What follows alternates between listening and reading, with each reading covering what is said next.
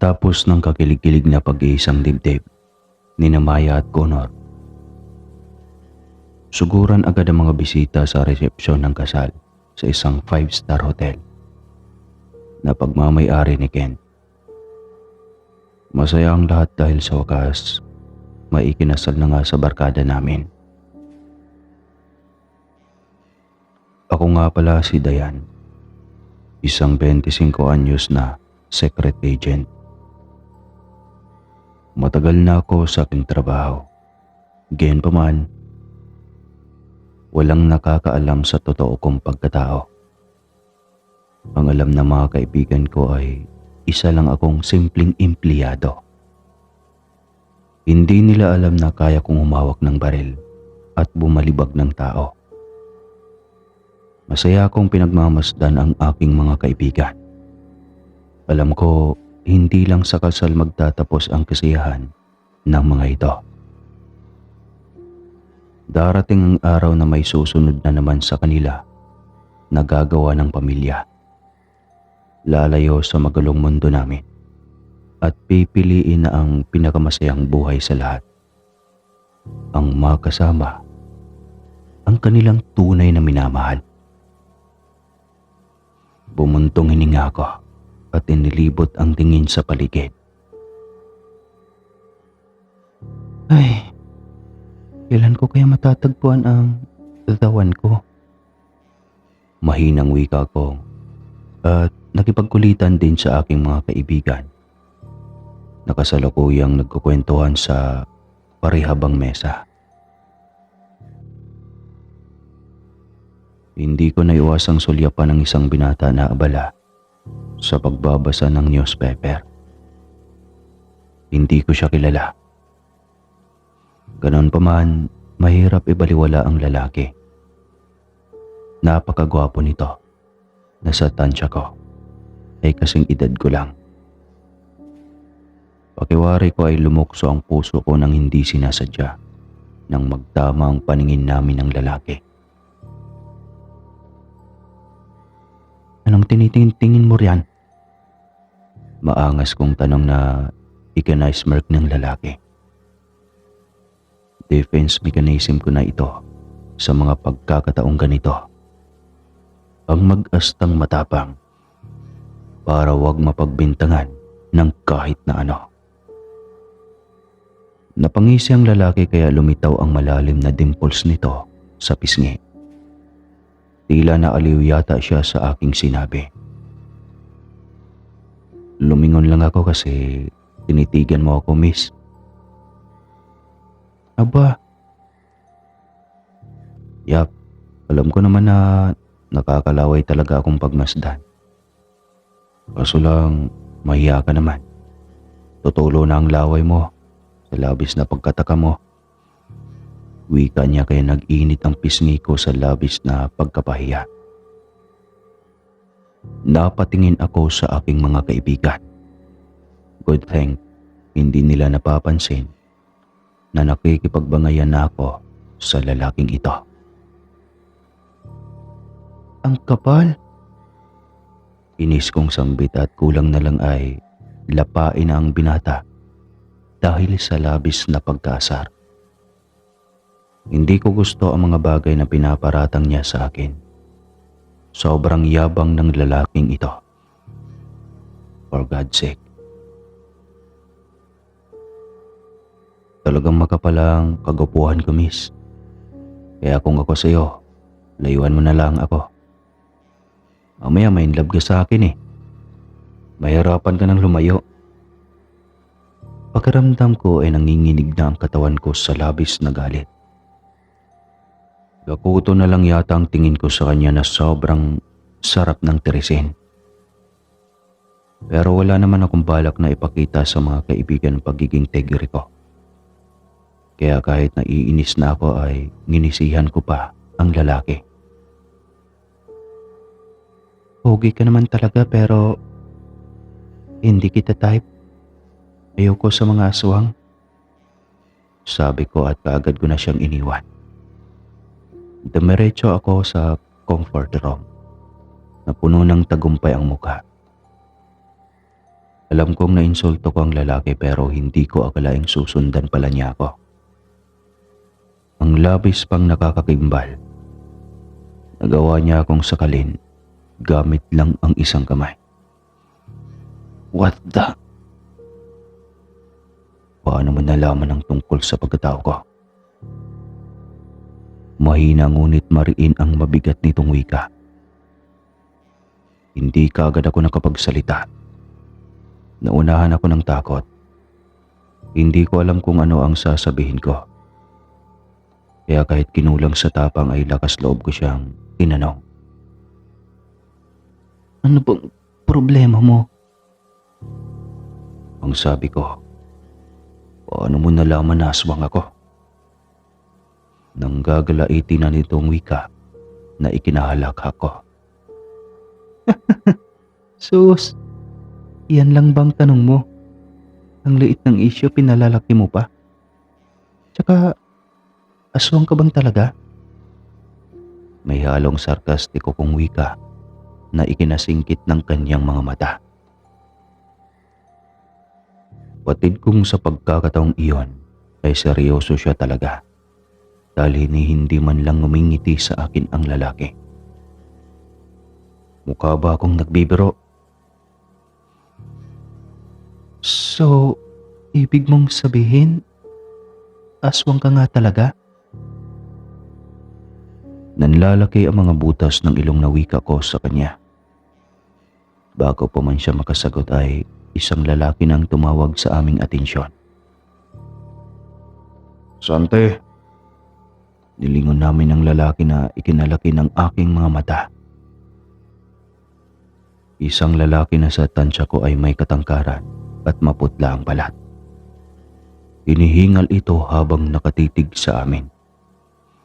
Bigla naman akong ibinabawan ng lalaki at tinago sa likuran niya. Batid kong sa mga oras na yon, may hindi magandang mangyayari. Dito ka lang sa likod ko. Aniya kaya nanginginig naman akong napatango. Muntikan ko nang masapak ang ulo ko nang maalala na magaling nga pala akong makipaglaban. Kaya bakit kailangan ko pang magtago? Kilay akong lumabas sa likuran ng lalaking tinawag na Sante at inihanda ang aking mga kamao. Hindi ko kailangan magtago sa likuran mo. Marunong akong makipaglaban. Wika ko sa kanya at hinarap ang lalaki. Gayon na lang ang labis kong pagkagulat nang makitang nakakasindak nitong itsura na kay bilis namang nagbago. Alam kong hindi pa sumasapit ang hating gabi at maliwanag naman sa gusaling aming kinaroroonan. Pero malala pa sa kasindak-sindak na tagpo ang aking nakita. Nakatuwad sa gitna ng pasilyo ang lalaki. Wala na ng isang saplot sa kanyang katawan. Ang mas nakakangilo pa, nagpapahid siya ng kung anong likidong madulas at malansa sa kanyang buong katawan. Hinahayaan pa niyang ipakita sa amin ang makinis na likha ng langis mula sa kanyang balat na unti-unting nagbabago ang kulay. Mula sa kayumanggi hanggang sa maging purong itim. Ang kanyang mga matay nanlilisik at may mabalasik na anyo. Kung kanina hinihinga lang siya, ngayon ay naririnig ko ang pag-angil niya. Kasabay ang pagsingasing na parabang isang mabangis na hayop. Napatras ako sa aking nakita. Hindi ko kailanman inisip na ang lalaking nagtatawag sa amin kanina ay isa palang aswang. Anong klaseng nilalang ka? Gulat kong wika. Hinawakan naman ako ni Sante sa aking kaliwang kamay. Huwag kang lalapit sa nilalang na iyan. Isa siyang aswang. Hindi ko alam kung maniniwala ba ako sa lalaki. Niyumilimnyum na. Hindi na nga uso ang mga aswang. Sila ay mga nilalang na lumalabas na lang sa kwentong bayan at mga alamat. Alam kong delikado na ang mga sandaling iyon. Kailangan ko nang umalis. Kaso lang ang duwag kong mga paa ay nakakagulat na hindi ko man lang maihakbang. Ang aking dila ay naumid at na hindi man lang makasambit na mga salita. Para akong binangungot ng gising. Hindi ako makagalaw. Kahit ang aking diwa ay nagpupumiglas na. Dahil sa nangyari sa akin, ay nakalikha na pala ako ng ingay. Naalarma ang aswang na nagbabagong anyo sa aking harapan. At nang makita niya ako ay naningkit ang kanyang mga mata. Ako man ay natuyuan ng laway dahil sa takot. Nang makita kong hahakbang na papalapit sa akin ang nilalang, ay tsaka lang ako naglalakas ng loob na kumaripas ng takbo sabay hila kay Sante. Teka, kailangan ko siyang labanan. Nababaliw ka na ba? Aswang iyon. Hindi natin siya kayang saktan. Nangangatal kong wika at walang pakialam na nagtatatakbo na kang may palabas ng gusali. Maraming tao tuloy ang nagtataka sa aming ikinikilos. Ngunit wala kaming pakialam.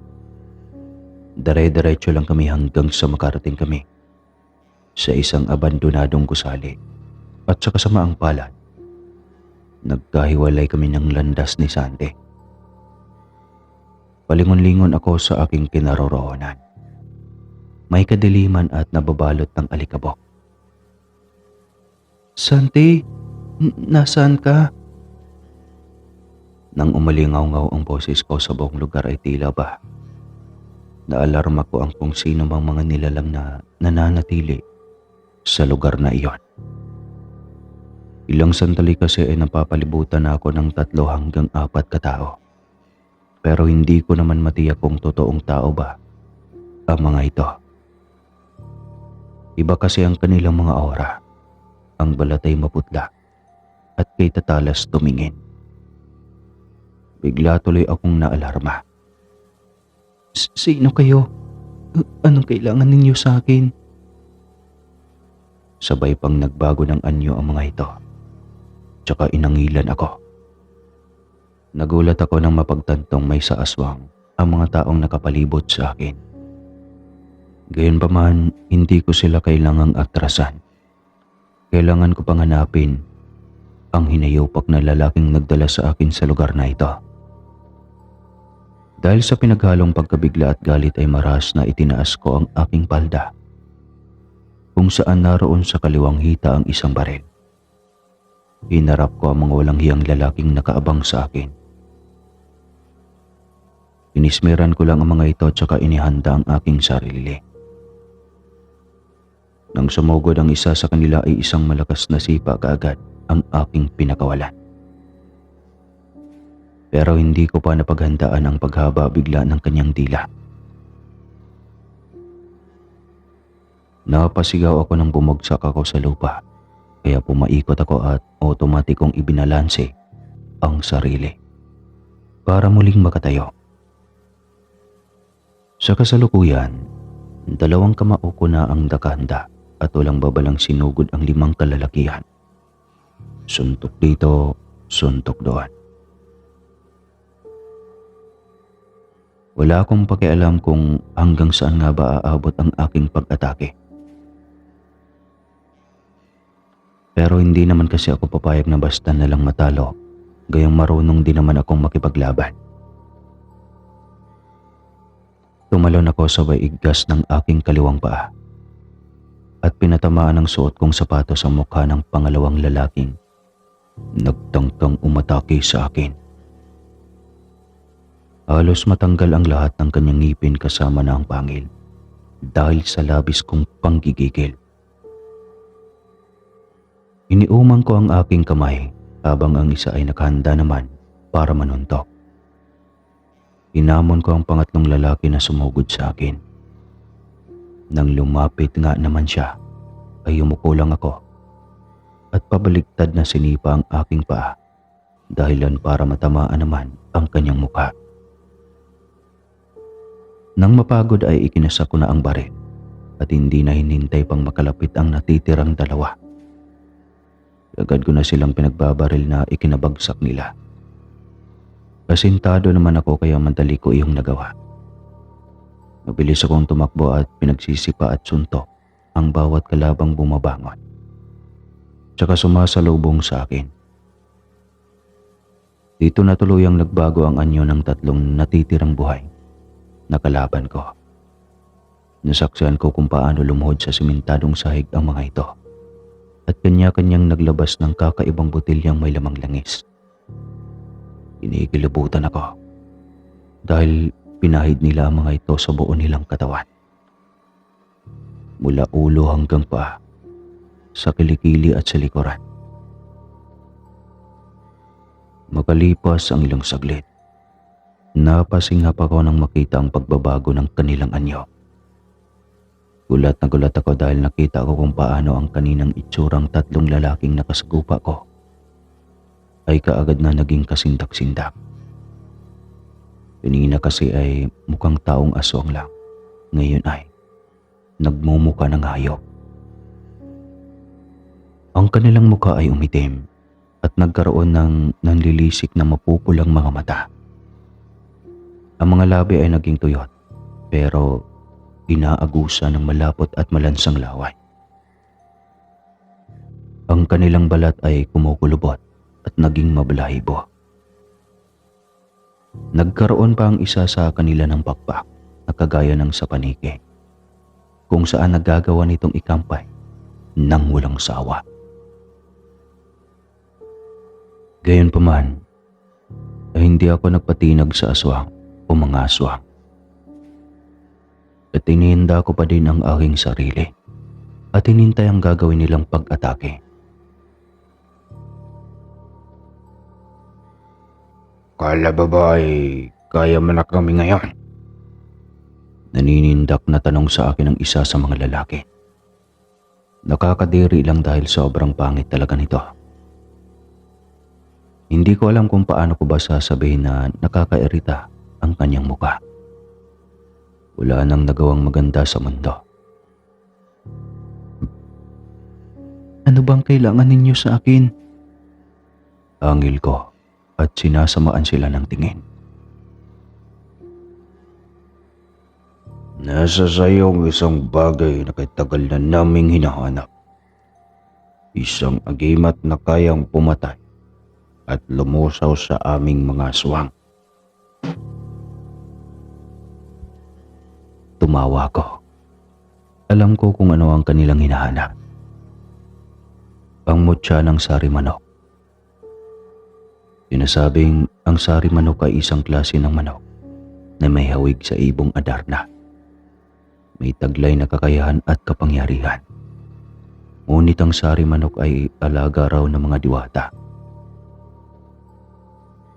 Ang sino mang mangmamay-ari ng luha nito ay magiging makapangyarihan at kayang taglayin anumang lunas sa lahat ng karamdaman. Baka hinahanap nila ito dahil natitry din sila na ipanggagamot ko ito sa mga kagaya nilang aswang na gusto ng magbagong buhay. Pero may twist. Ang mga aswang na hindi kusang loob ang pagnanais na maging tao ay hindi ginagamot ng mutya. Sa halip, sila ay nalulusaw at nasusunog hanggang sila ay nagbabaga at naglalagablab. Kalaunan, nagiging abo ang kanilang katawan pagkatapos matupok. Natatawa kong binalingan ang mga aswang. Sus! Huwag na kayong mag-aksayang kunin sa akin ng mutya. Hindi pa din kayo magtatagumpay.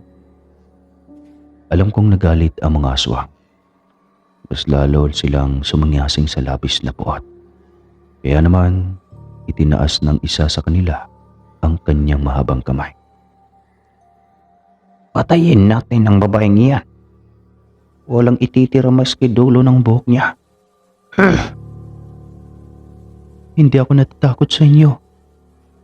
Kayo ang ibabagsak ko sa dapat ninyong kalalagyan. At inihanda ko na nga ang mutya, tsaka ipinakita na sa mga aswang. Nagulat sila at hindi napaghandaan ang aking ginawa. Paano? Nang tamaan ng liwanag ang makinis na bato ay nakakasilaw na kislap ang bigla na lang nilang nakita. Saglit na nabulag ang mga aswang.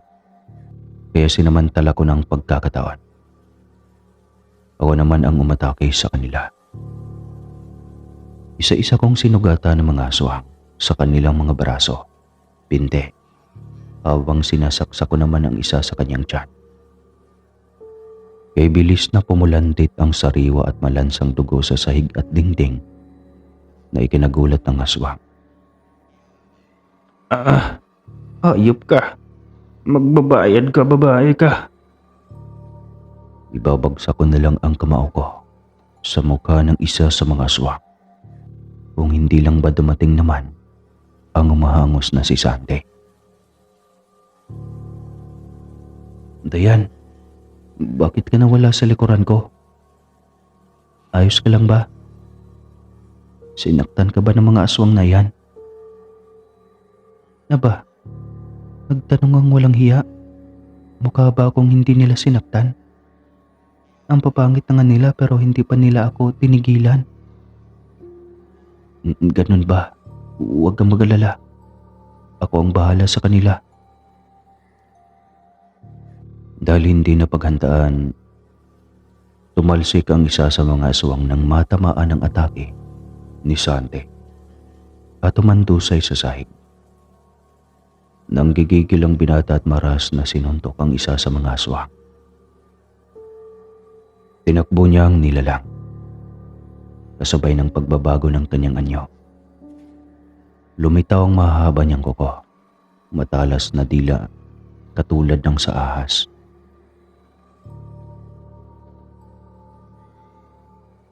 Mahaba ito at ang kuko at ang maitim niyang balat.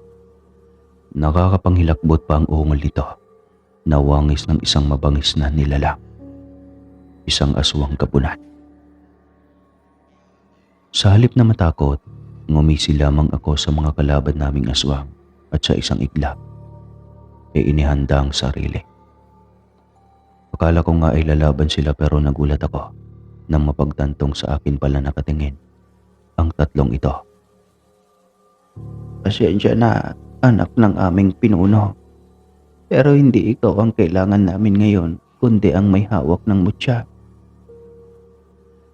Santi! Tili ko at biglang napasinghap ng mawala sa aking paningin si Santi. Saan siya dinala ng dalawang aswang? Bakit basta na lang silang naglaho? Hindi lang ba pagkain ng tawang talentong mayroon sila? Nalingonan kong tatawa-tawa ang isa sa mga aswang na umatake sa akin at basta na lang naglaho din na parang bula. Kung saan-saan ko na hinahanap ang apat pero hindi ko na sila makita pa. Kaya naman gayon na lang ang galit na aking nararamdaman. Dahil sa labis na kawalan ng magagawa, ay pinutok ko ng 3 beses ang hawak kong baril. Wala akong pakialam kung may makakita man sa akin. Wisit ka talaga, Santi. Akala ko ba ikaw na ang bahala? Ba't ang bilis mong nawala? Gigil kong sigaw.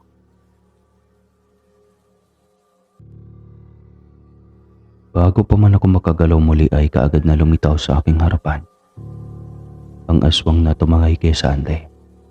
At marahas akong hinawakan sa braso. Bago ko makalimutan, kailangan ka naming dalhin sa aming pinuno nang siya nang kumuha ng mutya ng dala mo. Hindi na ako nakapiyok pa at kaagad na nawala ng malay.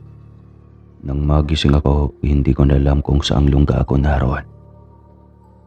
Bumangon ako mula sa pagkakahiga ko sa sahig na sobrang alikabok. At hindi man lang alam kung kailan nga ba huling nilinisan.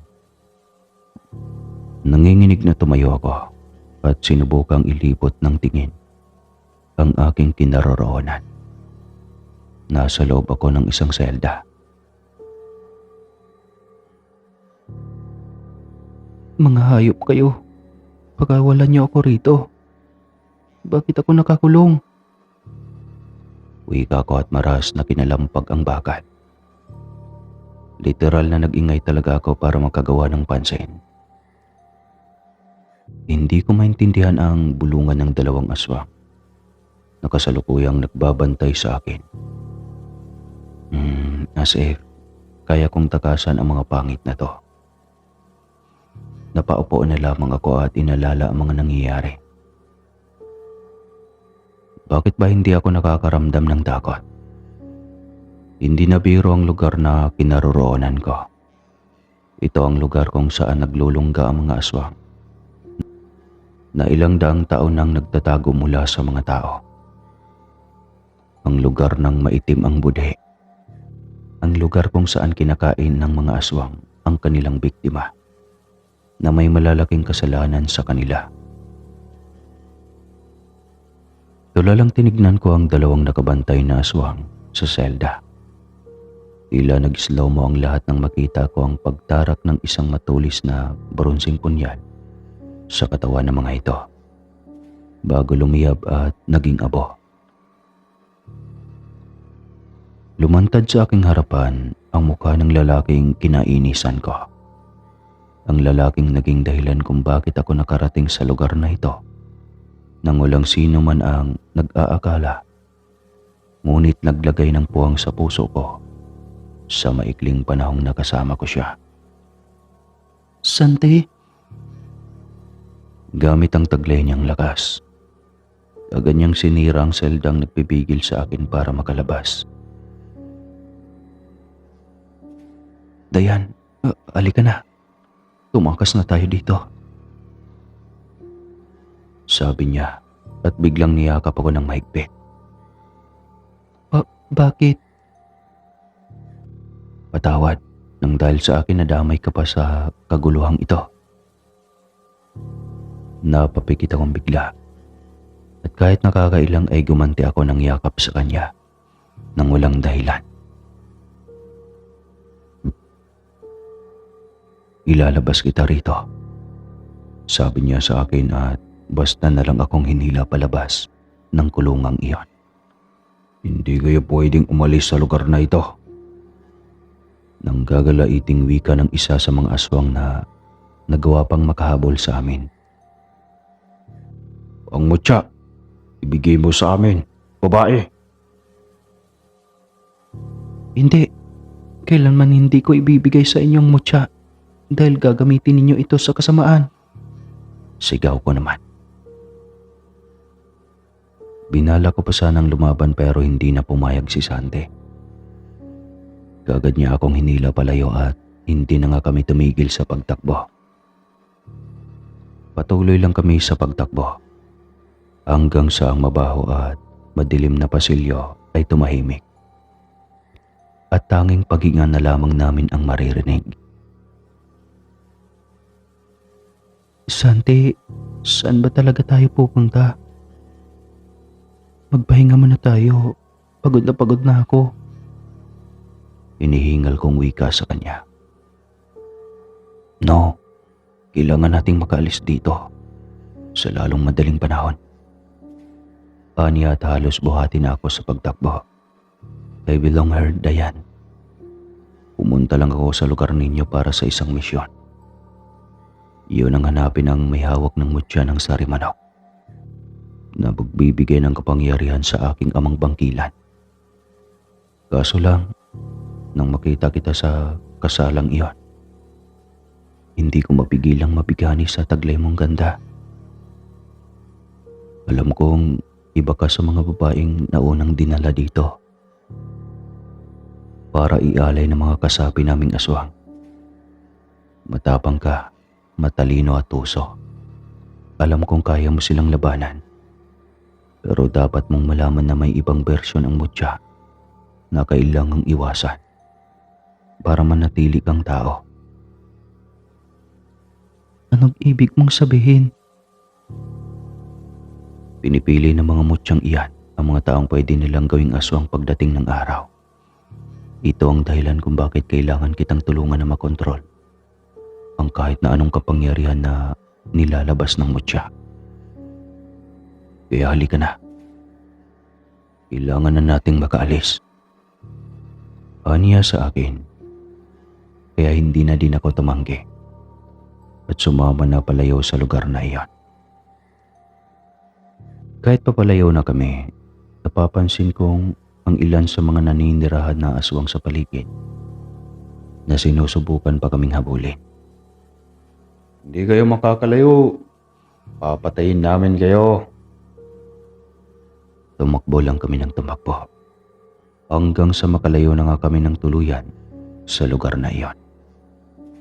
Kung kanina isang walang hanggang pasilyo ang aming tinalunton, ngayon ay tinatahak na namin ang putikang daan palabas ng kakahuyan. Kagabi na nang maisipan naming magpahinga mula sa walang katapusan na pagtakbo. Dito na muna tayo. Hindi na tayo masusundan ng mga aswang. Kumusta ang iniingatan mong mutya? Hindi ba nila ito nakuha? Hindi ko naman mapapayagan na gamitin ito ng mga aswang sa kasamaan. Ang mutya na ito ay kailangang ilayo sa kanila. Paliwanag ko. Pagkatapos noon ay muli kaming nagkasundo na tumayo at naglakad na naman. Sa kakahanap namin ng lugar na pwede naming pagpahingahan, nakarating kami sa isang tagong baryo. Walang gaanong tao at napapalibutan ng nagtataas ang tubo. Hindi ko alam kung ano na naman ang mayroon sa lugar na ito. Pero hindi ko maiwasang kabahan. Alam ko na malayo na kami sa kabayasnan at nangangamba ako na baka mapahama kami. Maghintay ka na lang muna dito. Kailangan kong puntahan ang tindahan na iyon. Wika sa akin ni Sante at tinuro ang munting sari-sari store na nasa di kalayuan. Pinagmasdan ko ang lalaki na naglakad papunta sa sinasabi niyang lugar. Hindi ko naman namamalaya na may matandang babae palang nakatitig sa akin. Ilang minuto na ang nakakalipas. Nang mapansin ko ang ginang, hindi ako nakatiis na naitanong ko sa kanya kung sino siya at ano ang kailangan niya sa akin. Ngumisi ang matanda at pinasadahan ako ng tingin. Mukhang hindi kayo taga rito, iha. Saan ba kayo nanggaling? At kakaiba ang inyong mga itsura. Para kayong naligo sa putik, pero naaamoy ko kayo. Ha? Anong klaseng amoy po? Amoy tao. Kinilabutan ako sa sinabi ng matanda. Nang matitigan ko ang kanyang mukha, napagtanto ko na may kakaiba sa kanyang itsura. Kulay pula ang kanyang mga mata at mukhang kanina pa pumapatak ang malansa at malagkit na laway sa kanyang bibig. Sa madaling salita, mukhang natatakam ang matanda. Hindi ko sinagot ang kanyang sinabi, pero yumuko ang ginang at may bagay na kinuha sa kanyang dalang basket. Nang iangat niya ito ay nagulat ako. Duguan na ang kanyang kamay at may hawak na siyang isang sariwang lamang loob. Eto iha, kumain ka. Kumain ka, bilis. Kainin mo ang lamang loob na ito. Nandidiri ako nang ipagpilitan ng ginang ang kanyang dala sa aking bibig. Malansa iyon at nakakasulasok ang amoy. Teka lang ho, hindi ako kumakain yan. Ilayo mo yan sa akin. Huwag kang mag-alala, iha. Ito ay isang regalo ko sa iyo. Dahil ang pinasok niyong lugar ay baryo ng mga aswang. Napaatras ako at hindik na tinitigan ng matanda. Tsaka ko lang napansin na ang lahat pala ng taong parot parito sa kalsada ay nakatayo na lamang at nakatitig sa amin. Napalunok ako. Bago pa man kami malapitan ng mga ito ay naunahan na sila ni Santi. Teka lang Manang, huwag niyo na po munang alokin ang kaibigan ko ng ganyang pagkain. Isa pa siyang yanggaw o bagong hawa. Hindi pa niya kayang kontrolin ang kanyang sarili. Baka mamaya kapag pinulang ang dala niyong lamang loob, ay kayo ang kainin ng kasama ko. Nanlaki ang mga mata ko dahil sa narinig. Ako, isang bagong hawang aswang. Nababaliw na ba ang lalaking ito? Dahil sa inis ko ay binatukan ko siya. Visit ka. Anong akala mo sa akin? Kalahi mo? Para sa kaalaman mo, hindi ako lumalamon ng tao. Igil kong wika sa kanya. Teka lang, sandali lang. Kailangan nating magpanggap na yan. At bakit naman? Inis kong tanong sa kanya. Umiling si Santi at sinapo ang kanyang ulo. Nasa baryo tayo ng mga aswang. Totoo naman talaga ang mga sinabi ng matanda. Kailangan din kasi dito tayong magtago. Dahil hindi ka maamoy kaagad ng mga kasama ko doon. Anong gusto mo? Kaya na kitang magtatago kung saan para mas madali ka nilang makuha? Bakit dito? Angil ko. Dahil nasa baryong ito ang albularyo na makakatulong sa'yo para bigyan ka ng mas maayos pang ensayo. Hindi naman pwedeng hayaan na lang kita na bastang magliwaliw na parang walang naghahabol sa'yo. Mapapahamak ka lang. Hindi ako nakasagot sa sinabi sa akin ni Santi. Totoo din naman ang sinabi niya. Alam kong may hatid na panganib ang pagtatanggap ko sa mutya, pero kailangan ko din itong protektahan. Hindi pwedeng basta ko na lang hayaan na mabahoy ng iba ang mutya, lalo na't pagmamay-ari ito ng aking yumaong lolo. Nagpatianod na nga lang ako kay Santi at muli na naman kaming naglakad. Mabuti na lang, hindi na gaanong malayo ang lugar na aming napuntahan. Ilang metro mula sa bayan, may nadadaanan kaming bahay. Hindi ko naman masabing abandonado ito dahil may liwanag na nagmumula sa loob. Kulay dilaw ito pero wala namang kuryente. Kaya naisip ko na baka gasera ang dahilan kung bakit maliwanag ang loob. Mahinang kumatok doon si Santi. Hindi ko alam kung bakit pagkaramdam ko ay may pattern ang paraan ng pagkakatok niya. Ilang sandali pa, bahagyang bumukas ang pinto. Kunot noong napatingin ako sa nakaawang na pintuan. Santi, ikaw ba yan? Mahinang tanong ng kung sino na naging dahilan kung bakit nasapo ko ang dibdib ko. Kakaiba ang boses ng matandang babae na kausap ni Santi. Parang napaos na hindi na kailanman nakikipag-usap sa iba. Inaya ako ni Santi na pumasok.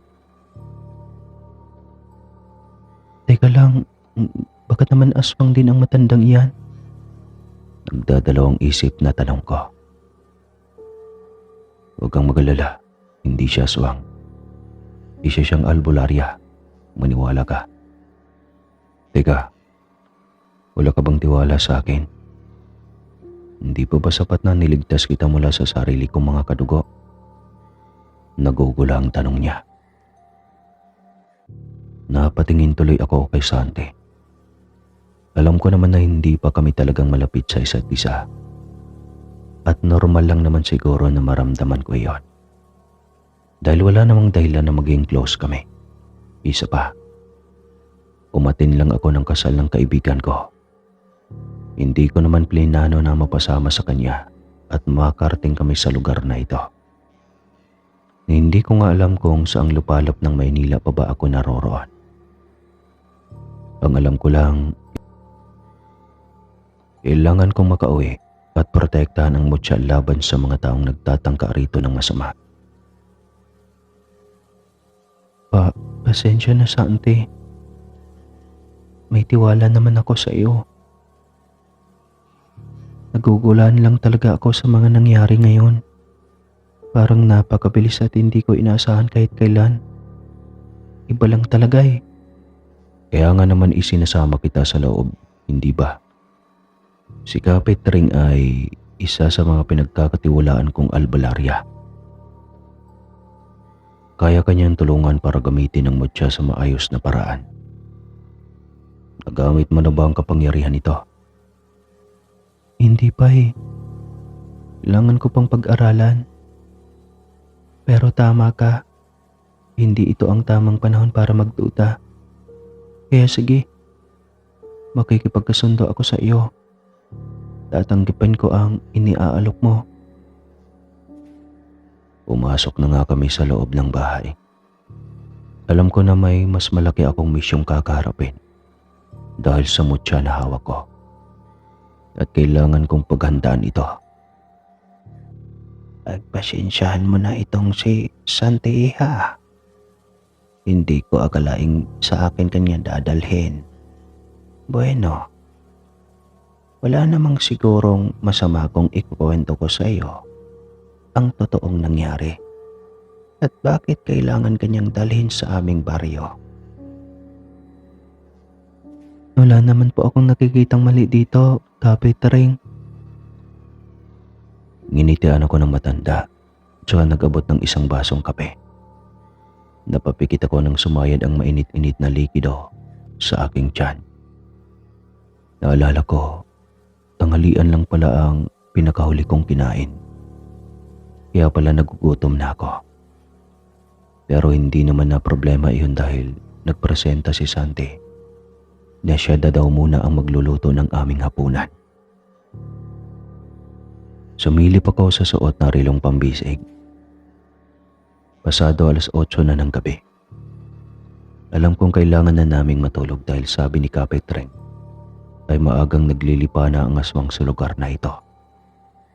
Palibhasa, malakas lang ang loob nila dahil ang lugar ay iniiwasan ng mga tao.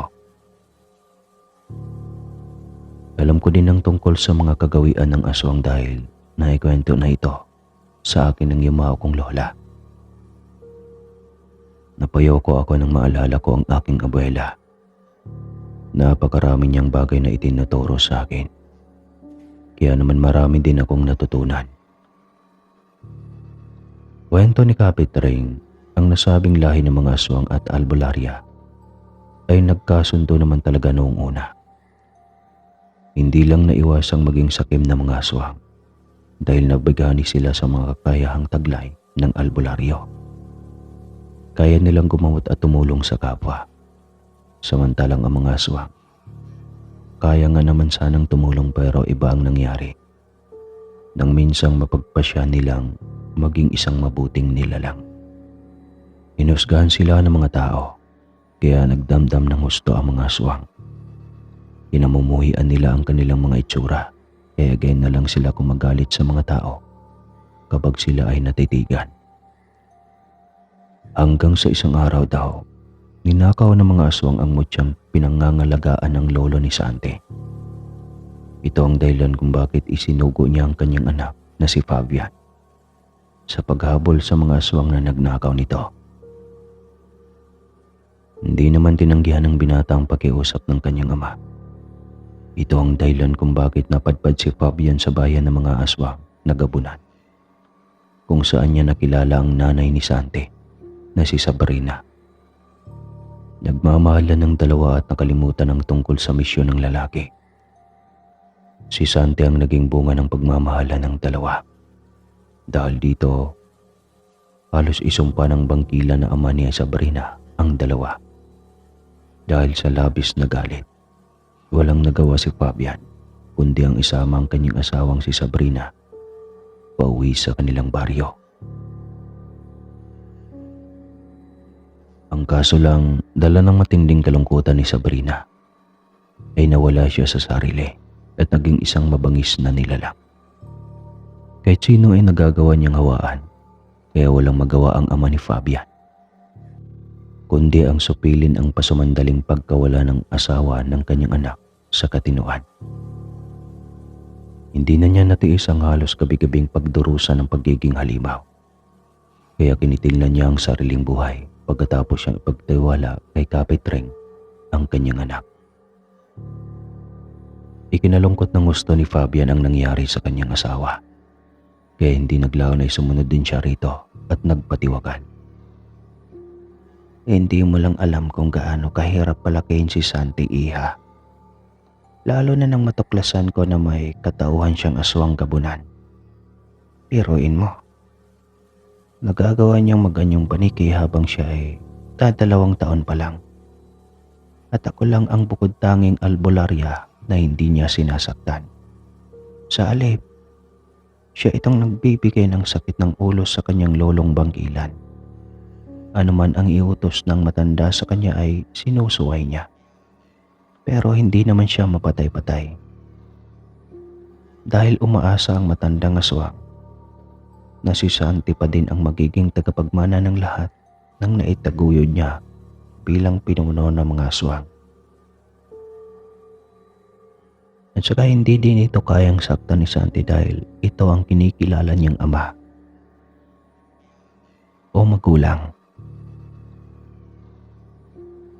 Mahabang paliwanag sa akin ni Kapitring. Nalungkot tuloy ako sa sinapit ng buhay ni Santi. Hindi ko akalain na mas masahol pa pala sa akin ang nangyari sa pamilya niya. Akala ko ako na ang pinakamiserable pero nariyan pa pala siya.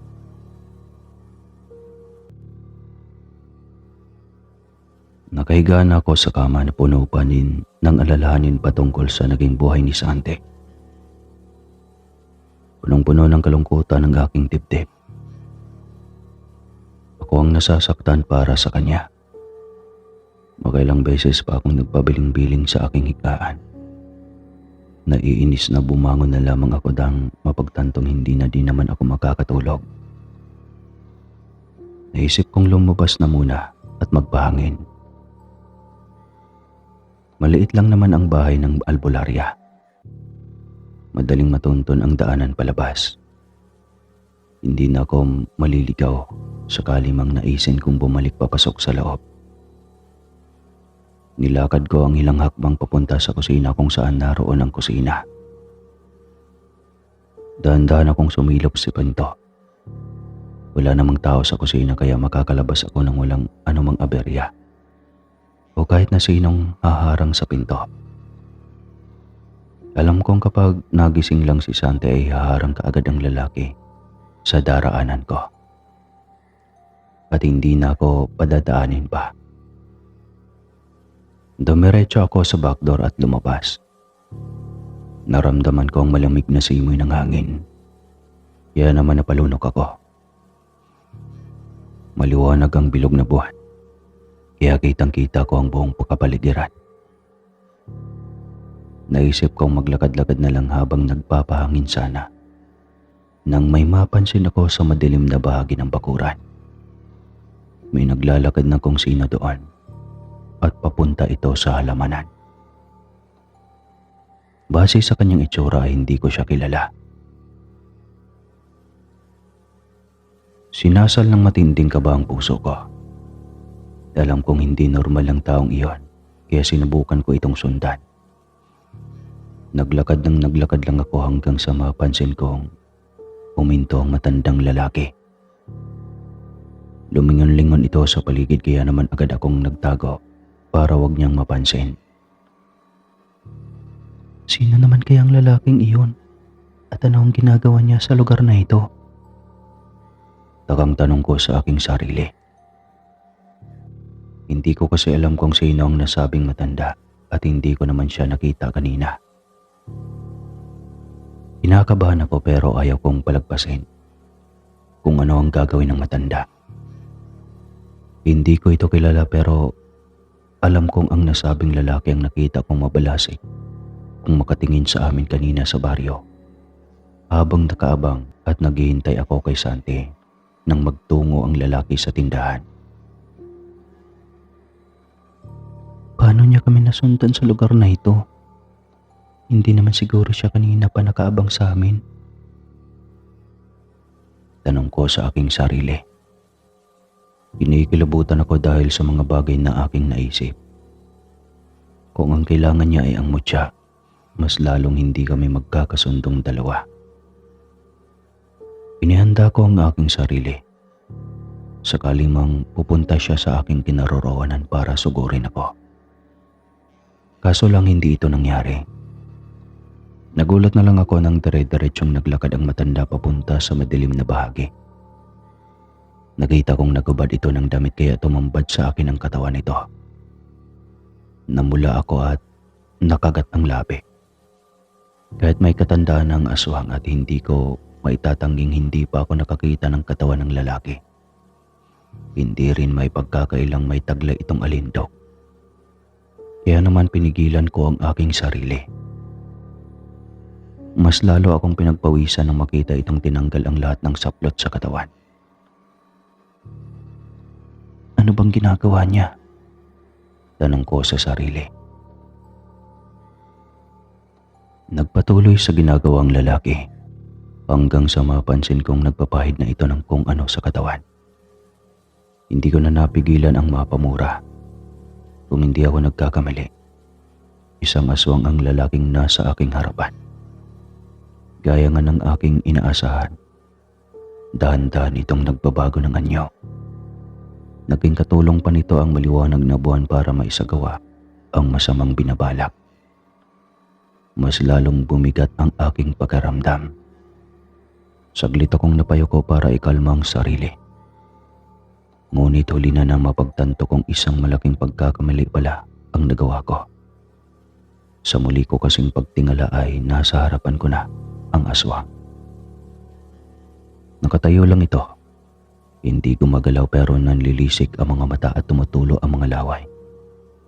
Hindi may pagkakailang natatakam ito. Habang nakatingin sa akin na tila ba naghihintay ng tamang tiyempo para sugurin ako. Umatras ako habang umaabanti naman ang aswang at talagang nais na akong atakehin. Nanginginig na yata ako sa pagkahumaling sa harapan ng kanyang magiging biktima na walang iba kundi ako. Kahit natatakot ako ng mga oras na iyon, hindi ako nagpadala sa matinding emosyon. Kinontrol ko ang aking takot at napansin ang liwanag na nagmumula sa aking bulsa. Dinukot ko ito at nadiskobring nagmumula ang liwanag sa mutya. Tila ba may taglay itong mahika dahil ang makinis nitong itsura ay nagliliwanag at naglalagablab. Nakanganga ako habang pinagmamasdan ang munting mutya na kusang lumutang sa ere at pumasok sa aking katawan. Sa hindi malamang dahilan, nagsalita ako ng mga salitang hindi ko alam kung bakit ko nagagawang sabihin. Binigkas ang mga banyagang kataga na hindi ko naman maintindihan at may taglay na kakaibang epekto sa aswang. Tinakpan kasi nito ang tenga para bang nasasaktan sa kanyang mga naririnig. Dito ko napagtantong pangontrang nasabing mutya dahil dahan-dahang umatras ang aswang. Lumayo ito hanggang sa hindi naabot ng aking tingin. Hindi ko alam kung ano ang pumasok sa aking isipan at tinakbo ko ang distansya ng kinaroroonan ng aswang. Kay bilis ng aking mga kilos na kahit nasa malayo na siya ay naabot pa din ng aking tanaw. Huminto ang aswang sa gitna ng isang kapatagan, kaya huminto na din ako. Alam kong hindi magiging madali ang gagawin kong pakikipaglaban sa kanya. Pero kailangang bawasan ang mga nilalang na humahabol sa akin. Lumapag ako sa lupa gamit ang mutya. Hindi ko man lang daramdamang hinihingal ako sa ginawa kong paghabol sa kanya. Sino ka? Anong sadya mo sa akin? Galit na wika ko nang kaagad nang magkaharap kami. Ngumisi ang aswang at saka nilibot ng tingin ang paligid. Hindi mo ko matatalo kung nag-iisa ka lang babae. Hindi ko pinansin ang kanyang sinabi. Gayunpaman, parang hindi niya alam na may hinahawakan akong mutya. Kaya pinili ko maghintay na lang ng ilang sandali bago niya maisipang atakihin ako. Umaktong lilipad ang aswang pasugod sa akin. Kaya bigla kong inangat ang kamay ko na otomatikong nagkaroon ng liwanag. Nasilaw dito ang aswang. Kaya naman napatakip siya sa kanyang mga mata. Ang hindi niya matiis ang liwanag ay mabilis pa sa 4:00 lumundag siya sa kung saan at hindi ko na siya nasundan pa. Bumalik ka dito. Aswang ka. Kala mo ba natatakot ako sa'yo? Hindi ako natatakot sa'yo, oy. Hayop ka. Nanggigigil kong sigaw ngunit hindi na niya ako narinig pa. Nang mapag-isa ako, ay tsaka ko naisip na malakas na sumigaw. Hindi nagtagal, tumating si Santi sa aking kinaroroonan. Magtataka na sana ako nang maisip ko kung paano siya nakarating dito sa kinaroroonan ko nang walang anumang sinasakyan. Pero natawa ako nang mapagtanto kong may kakayahan nga pala siyang bilang aswang. Kaya nasusundan niya ako kaagad saan man ako magpunta.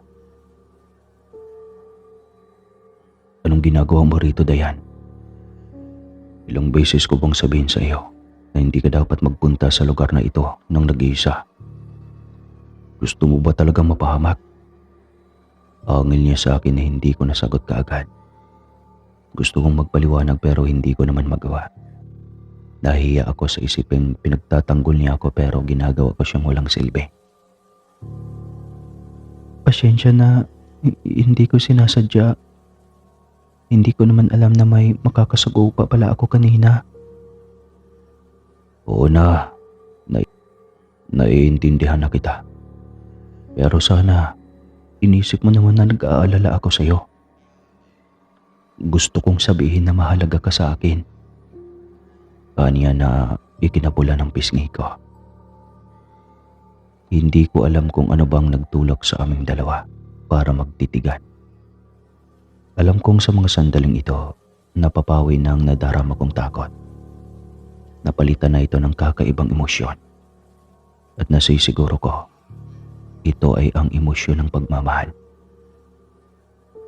Ay, yeah. Nagdaan ng mga araw, naging mas porsigido pa si Santi sa pagpapakita sa akin ng nararamdaman niya. Gusto niyang patunayan na pwede naman daw magmahalan ang tao at aswang. Na pwede naman na maging kami balang araw. Daig pa nga niyang nasisilihan sa puwet tuwing nagkakasama kaming dalawa. Dahil sa presensya ni Santi, saglit kong nakalimutan ang tungkol sa mga aswang. Ang tungkol sa mga bagay na labis kong kinakatakutan. Ang tungkol sa kahit anong bagay na may kinalaman sa mutya. Nakakapagod din pala maging matigas. Ang gusto ko naman ay maging isang babae na ipaparamdam sa akin ang tunay na pagmamahal. Diyos me, ito na ba ang true love? Ba't para akong lumulutang? Ba't para akong nasa cloud 9? Minsan nga napagkakamalan na ako ni Kapit Ring na nawawala sa katinuan.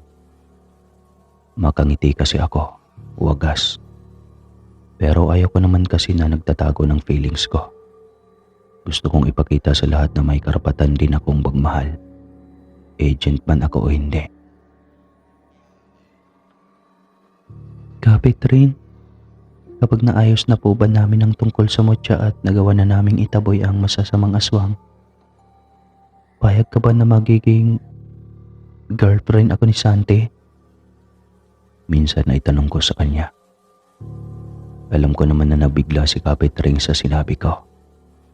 Siyempre, babae ba naman ang nag-aalok ng kanyang nararamdaman sa isang lalaki? Tapos sa apo pa ng matandang albularya.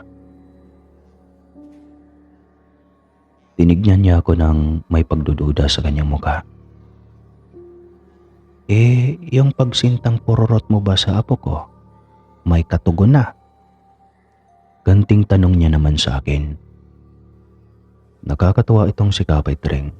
Minsan mahilig ding magsalita ng pangkalye, parang bagets. Ang sarap iki sa ngala-ngala.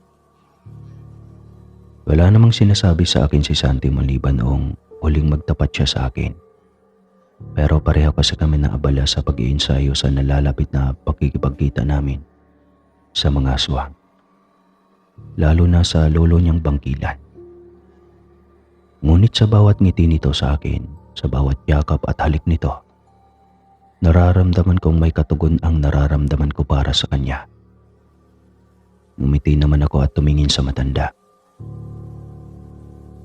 Sa totoo lang, Kapit Ring, parang nakakalimutan ko na nga ang hangarin kong labanan ang mga aswang. Masaya na ako sa piling ni Santi eh. Pero alam naman natin na kailangan kong labanan ang mga aswang dahil hindi magiging maayos ang buhay natin hanggang nariyan sila. Sabi ko sa kanya. Paano? Magpahinga na muna kayo. Ako ay matutulog na. Alam niyo naman na bukas ay kabilugan ng buwan ulit. Bukas natin nakatakdang harapin ang mga aswang. Tinanguhan ko si Kapit Ring at hinayaan na siyang umalis. Tsaka naman dumating si Santi at nginitian ako. Mukhang seryoso ang pinag-uusapan ninyo ni Lola. Bati niya. Hindi naman gaano. Ang tungkol lang sa nalalapit nating pag-atake sa lolo mong aswang ang pinag-uusapan namin. Sabi ko kasi sa kanya, gusto ko nang lumagay sa tahimik kapag naayos ng lahat. Sabi ko sabay hilig sa balikat niya. Oh, talaga? Bumuntong hininga ako at napatingala sa mga nagkikislapang bituin. Alam mo, Santi, I think I could live here forever. Sambit ko at malimbing nang ngumiti sa binata. Matapos ang nangyayaring tapatan at komprontasyon ng feelings namin sa isa't isa, ay tila nagkaintindihan na ang aming mga puso. No questions asked. Basta iparamdam na lang namin sa bawat isa kung gaano kalawak ang pagmamahala namin. Ako din. Nakangiting wika ni Santi. Nakadungaw kaming dalawa sa balkonahe ng bahay na pag-aari ni Kapit Ring. Pasimpleng nagigab ako na alam kong nakaagaw ng pansin kay Santi. Kaya nagulat ako nang magsalita siya ng purong kapilyuhan. Ay, anya at itinaas ang dalawang kamay at pasimpleng inakbay sa aking balikat. Aba, chancing ka pa ha? Napangisi si Santi, ngunit di naman inalis ang braso sa balikat ko. Sa halip ay mas lalo na akong lumapit rito at hinayaang samyuhin niya ang bango ng buhok ko. Ang simpleng pag-amoy ni Santi ay naging magagaang halik hanggang sa mapayakap na ako sa kanya. Nakakalasing ang mumunting halik ng lalaki sa mukha ko, sa leeg, paakyat muli sa puno ng tenga hanggang sa labi. Ewan ko ba, nakakalimot ako na hindi kami dapat maghalikan sa labas ng bahay, lalo na't gabi na at posibleng maraming makakakita sa amin. Partikular na ang mga aswang. Hindi ko namalayan na palalim na ng palalim ang halikan sa pagitan namin ng lalaki. Hindi ko na namalayang natanggal na pala ang suot kong blouse. Kakaibang pintig ng aking puso habang nakikipaglaban ng halikan sa kanya. Labi sa labi, dila sa dila, puso sa puso. Mga bagay na tanging kami lamang dalawa ang nagkakaintindihan.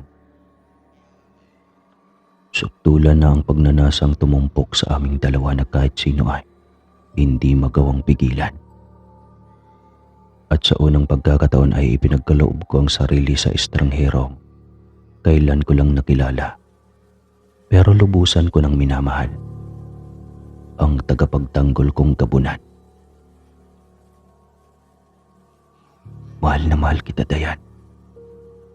Madamdaming pahayag ni Santi sa akin nang matapos ang mainit naming pagniniig.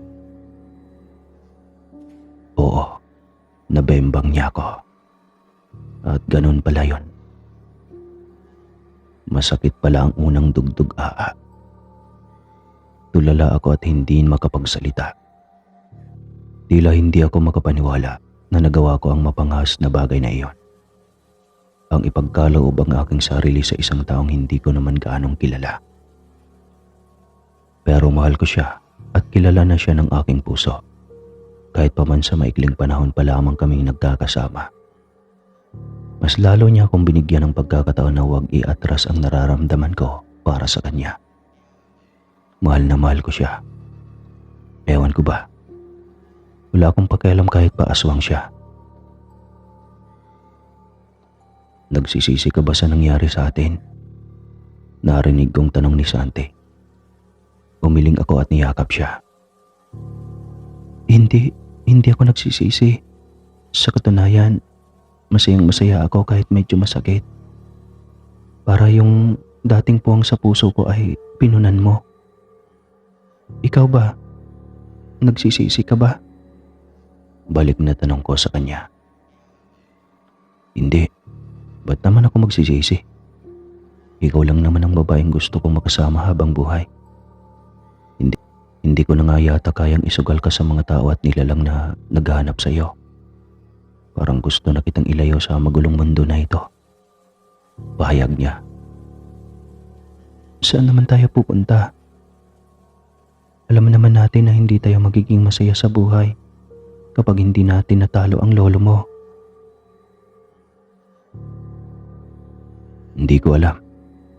Naisip ko lang na susugatan ka ng mga aswang o di kaya ay pagtulungan. Nagbabaga na ako sa galit. Natawa na ako. Alam ko naman na hindi mo haya ang mangyari iyon. Mahal na mahal mo ako. Kaya naniniwala akong hindi mo ko hayaang mapahamak. Kaya huwag kang mag-alala. Magagawa nating labanan ang mga masasama basta magkasama tayong dalawa. Tuluyan ang hindi nagsalita si Santi. Alam ko na nagkakaintindihan na kami. At wala ng urungan ang gagawin naming pakikipaglaban sa mga aswang. Kinabukasan, nagising ako nang wala si Santi sa aking tabi. Nakaramdam ako ng kahungkagan. Ewan ko ba? Parang may ginawang lalaki na wala sa napagkasunduan naming plano. Mas lalong nadagdagan ang alalahanin ko nang rumaragas ang kumatok sa pinto ng aking kwarto si Kapitring. Tayan, iha. Nakita mo ba si Santi? Hindi po. Hindi ko alam kung nasaan siya. Hindi naman siya nagpaalam sa akin. Baka nasa labas lang at nagpapahangin. Sagot ko at mas lalong namutla si Kapitring. Hindi siya nagpapahangin, iha. Nawawala ang kanyang mga kagamitan. Ang punyal at ang ibinigay kong pangontra sa kanya ay dinala niya. Tila ba sasabak siya sa laban. Kumabog ng malakas ang aking dibdib at ito na nga ba ang sinasabi ko. Mukhang may ginawang katarantaduhan ng lalaki na hindi ko mapapalagpas. Kapitring, bakit umalis si Santi? Baka mag-isa niyang sinugod ang lolo niya. Kailangan natin siyang tulungan. Hindi naman pwedeng mapahamak na lang siya sa kamay mismo ng sarili niyang kadugo. Nahihintakotang inihanda ko na ang mga kagamitang kailangan naming gamitin sa pagsunod ng lalaki. Sobrang nag-alala ako kay Santi. Hindi ko alam kung ano pa bang pwedeng mangyari sa kanya. Ngayong mag-isa siyang sumugod sa lungga ng lolo niya. Baliw na talaga ang lalaking iyon. Ano bang nakain niya at mag-isa siyang sumugod? Nakakainis. Iha, kumalma ka. May mga kasamahan naman tayo na nakatira sa lungga mismo ng lolo ni Santi. Bago pa man niya makante ang daliri ng apo ko, ay may nagtanggol na sa kanya sa lugar na iyon. Hindi ko lang po kasi maiwasang mag-alala. Huminga ako ng malalim. Tama si Kapetring. Kailangan kong ikalma ang aking sarili. Kapag may nangyari sa kanya, hindi ko talaga siya mababatukan. Sumugod kami kaagad sa lungga ng kanyang abuelong aswang. Malakas ang pakaramdam ko na binihag ng hayop na matandang aswang ang sarili niyang apo. Ganyan naman talaga ang mga aswang eh. Tinatraidor ang kanilang sariling mga kadugo. Mabuti na lang talaga. Alam ko na kung paano gamitin ang mutya na nasa pangangalaga ko. Ngayon, umanda kayo. Sisiguraduhin ko na masasaktan ko ang lahat ng aswang nahaharang sa daraanan ko. Galit kong sabay-sabay hakbang palapit sa pinakaunang bahay na madaraanan namin. Unang bahay na makikita kapag papasok na kami sa lungga ng mga aswang. Nagkakagulo doon nang makarating kami. Naririnig ko sina Sante at ang kanyang abuelo na aswang na nagtatalo. Gulat na gulat ako nang makitang nagagawang gumalaw ni Sante na tila ba isang tunay na albularyo. Maski nga ang kanyang mga pangontra para sa aswang ay hindi siya kayang saktan. Pero kapag natatamaan ang kanyang lolo, ito ang napapasigaw sa labis na sakit. Hindi ako papayag na agawin mo ang mutya na pagmamay-ari ni Dayan. Nangangalit ang bagang na wika ni Sante. Nag-alala tuloy ako at hindi maiwasang mapakuyom ang kamao. Bakit nakikipagsundo si Sante sa kanyang abuelo? Gayong alam naman niya na may sa demonyo naman talaga ito. Hindi ko na siya nagawang subaybayan pa ng may isang aswang ang humarang sa aking daraanan. Saan ka pupunta, Binibini? Nakangisin itong wika na kaagad ko namang kinaatras. Hindi ko akalaing makikita ako ng mga aswang ng mas maaga kaysa sa napagplanuhan. Naidasal ko na tuloy na sana ay dumating na si Kapetring. Na sa sandaling iyon ay nagpahuling nang dumating dahil may mga patibong pa siyang ginawa sa paligid ng lungga ng aswang. Gayunpaman, hindi ako nagpatinag. Gaano pa man kapangit ang kanilang mga itsura. Walang babalang inatake ko ang isa sa mga aswang habang hawak ang aking pangontra at iwinasiwa sa aswang. Hindi ka magtatagumpay. Akin na ang mutya. Angil ng aswang. Uy, ano ka hilo? Singhal ko naman na tumakbo ko ng mabilis. Pinaikutan ko ng takbo ang aswang hanggang sa magawa ko na nga siyang patambahin. Tsaka naman umatake ang iba pa, kaya taas ang kilay ko silang nilabanan. Suntok dito, sipa doon. Hindi ako pumayag na magawa nila akong talunin. Dahil alam kong ang mutya ang kailangan nila. Kaya naman sa pagkakataong ito, inilabas ko ng baril ko na may mga tansong bala. Pinabasbasan ko ito sa isang pare, kaya alam kong epektibo ang nasabing mga bala. Siyempre, hindi naman ako mamamaril. Siyempre, hindi naman ako namamaril ng nagagawa pa nilang mabuhay. Lahat sila ay pinatamaan ko sa noo, kaya dugo ang bumagsak ang ilan sa kanila sa lupa. Mas lalong nanggigigil nga ang mga aswang na papasugod dahil sa aking ginawa.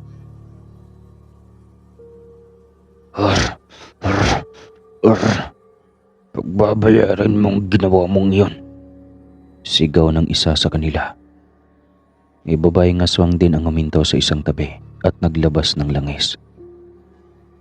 Natawa ko nang makita ko siyang walang inhibisyong naghubad tsaka nagpaligo ng langis sa kanyang buong katawan.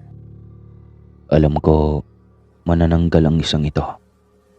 Kaya naman kailangan kong paghandaan ang gagawin niyang pag-atake. Lalo na't kilalang malalakas ang mga manananggal.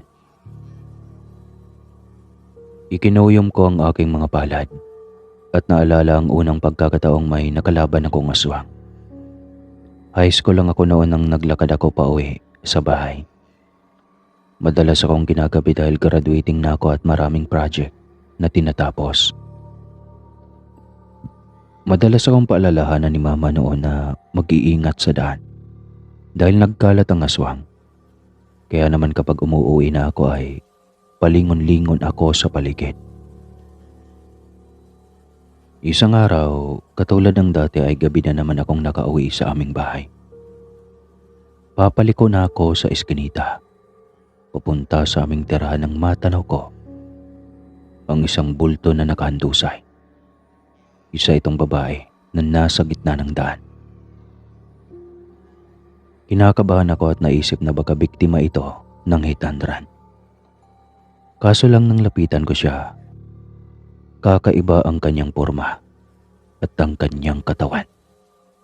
Kaputo lamang ito at hanggang bewang, samantalang ang iba pang bahagi ng kanyang katawan ay hindi ko makita.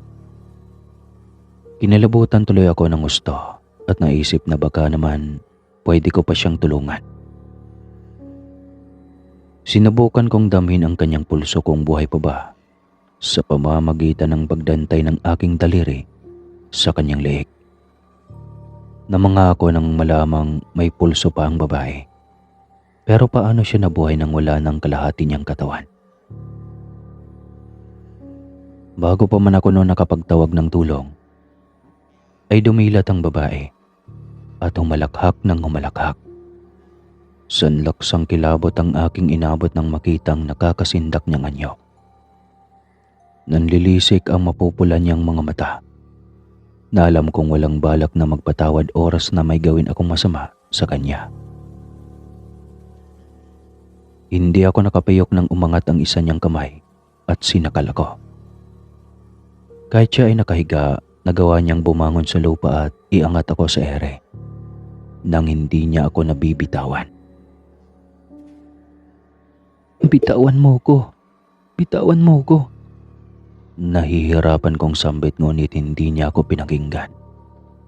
Sa halip, nasindak pa akong lalo na mapagtantong may pakpak pala siya na nakatago lang sa likod ng kanyang katawan. Isang manananggal. Dito na ako nagpumiglas at inubos ang lakas sa pagnanais na makawala. Mabuti na lang bata pa ako at pinapadala na ako ni mama ng pepper spray. Kaya matagumpay ko iyong nakuha sa bulsa ng palda ko dahil sa pagkakakawag tsaka inispray sa kanyang mga mata.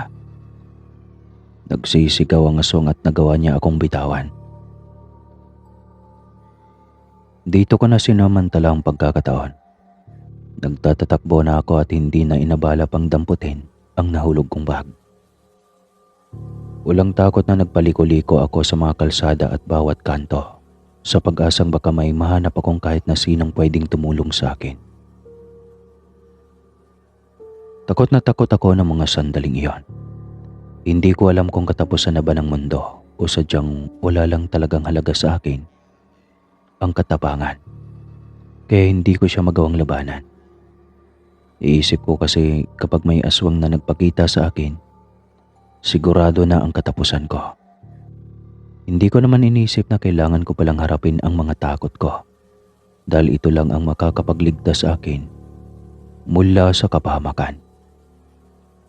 Nang huminto ako sa isang kanto kay bilis akong nakapagtago sa isa sa mga bakanting stalls.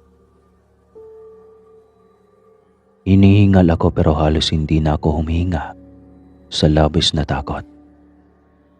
Pagkaramdam ko, kaunting hinga ko lang ay maririnig kaagad ng aswang na humahabol sa akin. Kaya naman hindi na ako nagsaya ng panahon at isiniksik ko ang aking sarili sa isang mesa. Kaso lang sa kamalas-malasan, ang lugar pang natagpuan ko ay puno ng langgam. Mangyak-ngyak na sumigaw na ako matapos akong pagkakagatin dahil hindi ko na kinaya ang dami ng langgam na umatake sa akin. Dito ako muling nahuli ng aswang at tinugis. Hindi ako nagkaksaya ng panahon. Kaagad akong nagtatatakbo palabas ng stall na iyon at lumayo. Madilim na at gusto ko nang magpahinga. Ngunit hindi ko inaasahan ang naabutan sa aming tahanan nang ako ay dumating. Nakatakas nga ako sa manananggal ngunit ang tatay ko naman ay hindi. Nakikipagsagupaan ang aking ama sa isang nilalang na may maitim na balat. Nakakasindak na muka at naglalaway. Isang aswang. Alam ko kung anong klaseng nilalang sila dahil may tinatagong libro ang aking ama na naglalaman ng mga larawan ng tunay na anyo ng mga aswang. Maraming klase at uri sila. Mga aswang na kayang umatake sa umaga nang hindi nagbabago ang anyo. Ang kanilang mga kakayahan at pinagmulang lahi, maski ang mga rason kung bakit sila isinumba. Dahil minsan na silang tinaguri ang mga anghel na naninirahan sa langit noong unang panahon. Naibigan nila ang itsura ng mga tao nang minsan na silang mapadpad sa ating mundo. Kaya nagkagusto sila sa mga ito. Nag-ibigan ng mga tao at anghel na labis ipinagbawal ng bathala. Kaya dahil sa labis siyang galit, pinatamaan niya ng kidlat ang lahat ng anghel na sumuway sa kanyang utos at ipinalaglag sa lupa. Isinumpa niya mga ito at binawian ng nakakahumaling na anyo. Lahat sila ay naging kahindik-hindik at nakakatakot.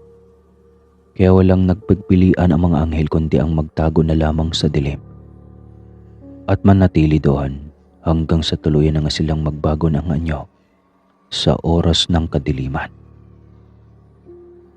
Tinanggal ng bathala ang kakayahan nila na napalitan ng kapangyarihan ng dilim. Imbis na sila ay napalapit na sa mga tao noon, dahan-dahan silang lumayo sa takot na baka husgahan sila. Napasa ito sa lahat ng salinlahi nila at hindi na nagawa pang makipaghalubilo.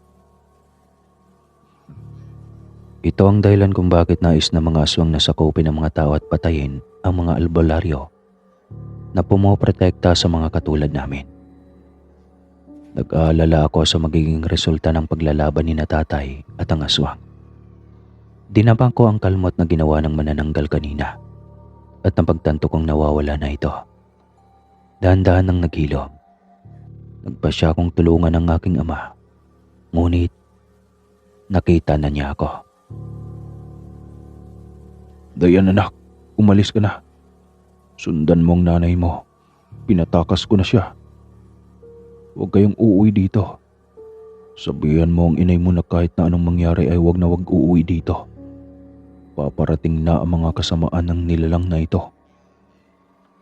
Wika niya at pagkatapos ay hinugot niya mula sa kanyang bewang ang baong buntot pagi at saka ito dinasalan.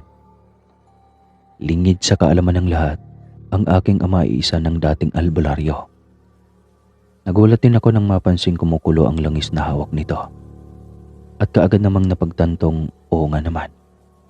May nakasagupang ang aswang ang aking ama. Tay, ang langis! Namamanghang sigaw ko sa kanya sabay dukot sa sarili kong langis. Halos mga lahati na lang ang laman nito. Tumakbo ka na anak. Protektahan mo ang iyong ina. Ako na ang bahala dito. Inutusan ako ng ama ko at saka inabot sa akin ng isang mutya. Ang nilagyan niya ng orasyon, ang mutya ng sari manok. Sa pamamagitan niyan ay hindi ka nila magagawang saktan. Ayoko mang iwanan ng aking tatay sapagkat nag-aalala ako para rito. Wala naman akong magawa nun. Hindi ko pwedeng suwayin ang utos niya. Sa hinagap ko hindi ko inasang uuwi ako ng bahay at makakatagpo ng ganito. Kung saan sa tanang buhay ko ay sa gabing ito pa ako makakakita ng isang tunay na aswang. Kapag dinaig ang aking ama ng nasabing nilalang, alam kong magkakapinsala ito. Mula sa kung saan ay nakakarinig na ako ng mga kaluskos, naging alerto ang aking ama at pagko ay mabilis na napatingin sa kalangitan. May isang malaking tila lumulutang na kumot. Biglang sumulpot na sa pagkawaray ko ay hindi pangkaraniwan. At tama nga ako ng hinala dahil pagkalapag ng naglalakihang telang iyon ay naging tao ito pagkasayad sa lupa. Ang manananggal na humahabol sa akin. Bago ko pa man magawang tulungan si tatay noon, ay dinukot na ng manananggal ang kanyang puso. Kaya ganyan na lang ang aking pagwawala. Hindi ako nabigyan ng pagkakataong may paggiganti siya laban sa pumatay sa kanya. Pinalis ko ang aking luhang naglanda sa aking pisngi at tinitigan ang kasalukuyang kaharap kong manananggal ngayon. Tumagundong ang kaba sa aking dibdib. Naaalala ko na ang aswang na pumatay kay tatay ay ang aswang na nasa harapan ko ngayon. At sa pagkakataong ito ay si Santi naman ang balak niyang saktan. Hindi ka magtatagumpay sa lahat ng binabalak mo. Papatayin kita ngayon. Malaki ang kasalanan mo sa akin. Kaya huwag kang umasang bubuhayin pa kita pagkatapos ng gabing ito. Nang gagalaiting sigaw ko sa kanya. Umangil ang aswang at sumugod sa akin na mabilis ko namang naiwasan. Hindi sila magtatagumpay na makuha ang mutya na nasa pangangalaga ko. Kaya bago pa man nila ito makuha ay ginamit ko na ang lahat ng taglay nitong kapangyarihan na naging dahilan kung bakit naglikha ito ng malakas na pagsabog. Tumilapon ang lahat ng aswang sa paligid na nakaagaw sa atensyon ni Santi at ng lolo niyang bangkilan. Aba, at narito nang hinihintay ko. Nandidilat sa tuwang wika ng aswang at nagtatatalon papalapit sa akin. Hindi ako nagpakita ng takot at sa halip ay tinatagan ko ang aking loob. Pinalutang ko ang mutya sa aking palad at hinayaan itong magpaikot-ikot doon. Ito ang gusto mo, hindi ba? Ito, ihanda mong sarili mo at ibibigay ko ito sa iyo. Sigaw ko sabay hagis sa kanya ng mutya. Dahil sa taglay na lakas ng puwersang nakakakilabot rito ay lumipad ang mutya at pabulusok na sumalubong sa lolong bangkila ni Santi. Nagsisigaw ang aswang nang bumaon ang mutya sa kanyang katawan. Kaya naging dahilan ito ng pagkabutas ng kanyang dibdib. Napamulagat ang aswang sa labis na gulat at hindi inaasahang mangyayari sa kanya ang bagay na iyon. Nahinto ang lahat ng aswang sa pagkikipaglaban nang masaksihan ang nangyayari sa pinakapinuno nila.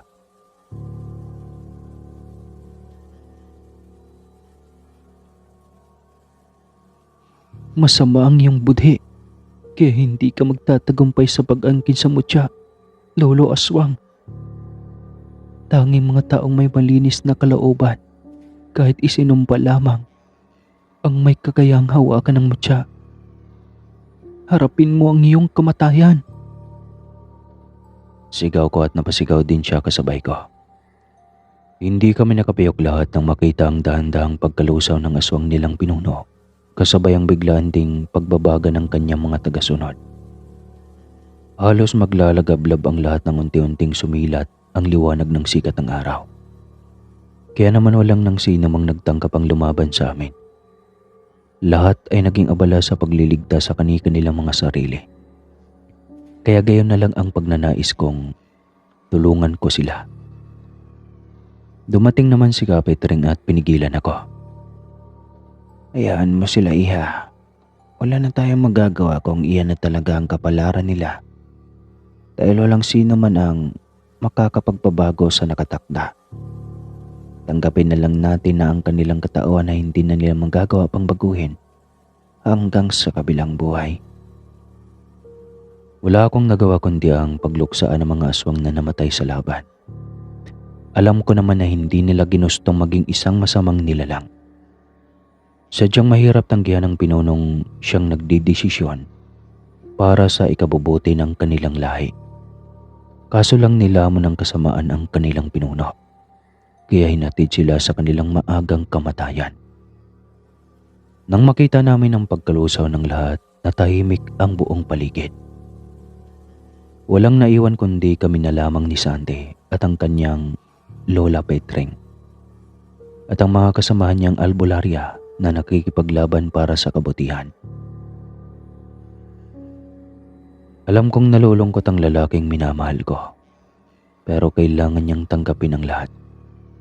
Masakit man mawala ng pamilya, ito naman ang magiging daan para buksan niya ang puso sa ibang nagmamahal sa kanya. At kahit kailan, ay hindi ko siya iiwan.